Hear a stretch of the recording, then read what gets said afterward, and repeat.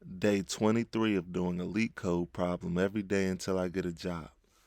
All right, guys, we're back again. Day 23 already. Time is really flying, but it doesn't even matter because we're not stopping anytime soon. We're going to keep going regardless, whether it's going slow, whether time is going slow or time's going fast. We still going to keep going and doing these LeetCode problems every day. So don't forget to like, comment, and subscribe so you can keep up to date with the LeetCode problems that we're doing. You can follow along and we all could go on this Swift journey together. We're trying to grow this Swift community and you gotta start somewhere. Everybody has to do their part. So let's see what this question says. Today we have question number 334, increasing triplet subsequence. The difficulty level is medium, but hey, that ain't stopping us. We don't care what the difficulty level is. Let's just give us an idea what we're working with. But the difficulty level is medium. So let's see what the question says. It says, given an integer array nums, return true if there existed triple of indices I, j, and k such that I is less than j and j is less than k, and nums I is less than nums j and nums j is less than nums k. If no such indices exist, return false. So let's see what that means. See what they're talking about by looking at these examples. So let's start with the example one. Example one, we have an input nums. It's an array of integers and it has the numbers 1, 2, 3, 4, and 5. The output is true. The explanation, any triplet where I is less than j and j is less than k is valid.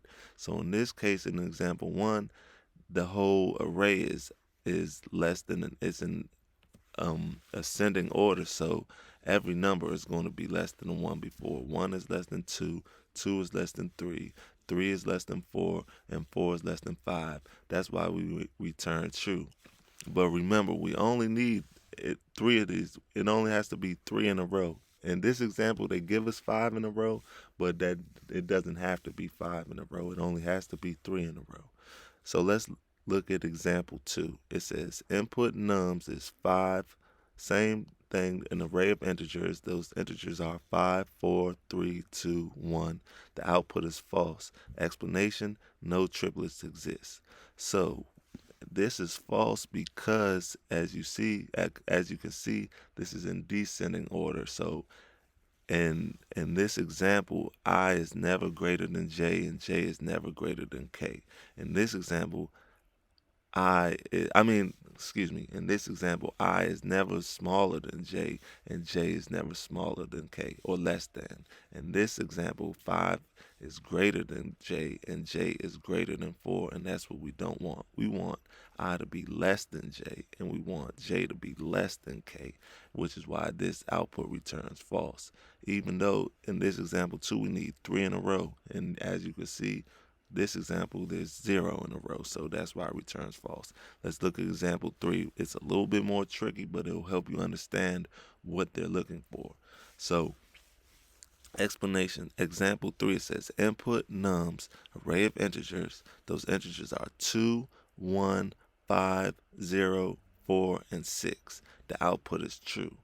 The explanation, the triplet 3, 4, and 5 is valid because nums 3 equals 0, which is less than nums 4, which equals 4, which is less than nums 5, which equals 6.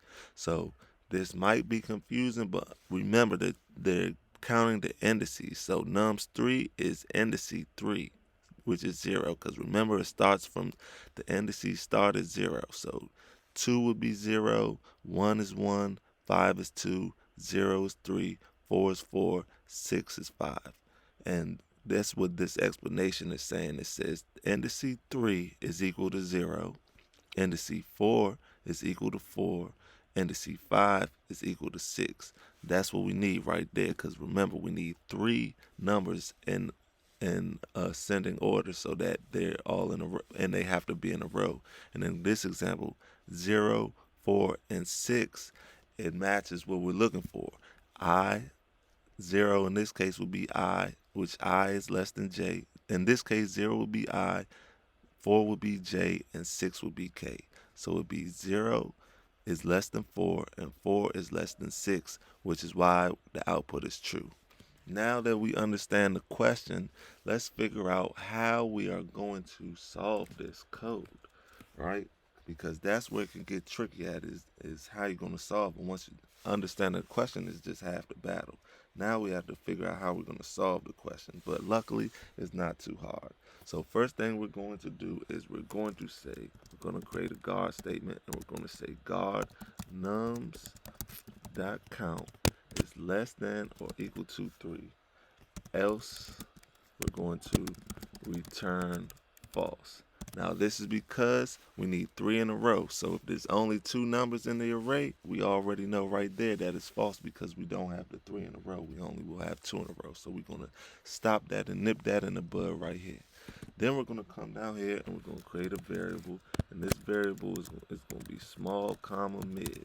And what this is going to do, this is going to keep track of, this is going to give us like a starting value when we write our code, and it's going to be int.max. So what this means is it's the highest number it could possibly be. And this also is going to be int.max, which is going to be the highest number that could possibly be. That's how we're going to start. That's how we're going to initialize those. Then we're going to come down here and we are going to say for n in nums, right? Then we're going to say if n is less than or equal to small, we are going to say small equals n. Then we're going to come over here. Excuse me. We're going to come over here. We're going to say else. If n is less than or equal to, or equal to mid, then what we're going to do is we are going to say mid equals n. Then we're going to come down, come down here and we're going to say, so what that's going to do is that's going to check the second, that's going to check J. The first one we're going to check I, boom, that's I. This one going to help us check J. And this one right here is going to be the third one right here. They say the third is the magic, third time's the charm. So this one we're going to say if n is greater than mid, then we're going to return true. So this is checking them right here. N is going to turn into n.